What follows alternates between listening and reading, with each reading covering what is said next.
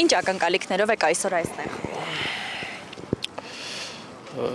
Իշխանափոխության, եթե շատ կարճ պատասխանեմ, բայց գիտեք, որ Հայաստանում արդեն քաղաքական գործընթացները սկսվել են, ակտիվ փուլի մեջ են եւ Հայաստան դաշինքը ֆավորիտներից մեկն է առաջիկա ընտրապայքարում։ Դրա համար եկել ենք սատարելու նաեւ հայողապական դաշնակցությունը, ինչպես արդեն պարզ է, դաշինքով է ըստ էության մասնակցում ընտրություններին, դրա համար նաեւ ես այստեղ եմ։ Իսկ ընտրությունների հետ կապված ինչ ակնկալիքներ կարծում եք կգրանցվի հաղթանակ ընդդիմության։ Ընդդիմությունը պետք է ամեն ինչ անի, որ հաղթանակ գրանցվի։ Իսկ իշխանության քայլերից ինչ ակնկալիքներ ունեք։ Իշխանությունները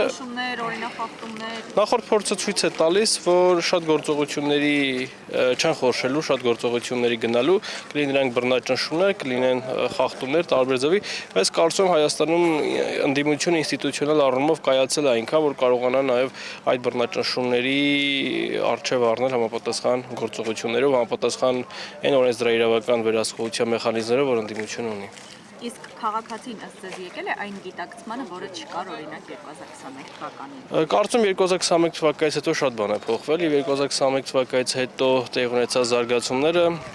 շարունակական դժբախտությունները, շարունակական արհավիրքները կարծում եմ նաեւ այս ընտրությունների վրա որոշակի ազդեցություն կունենան։ Իհարկե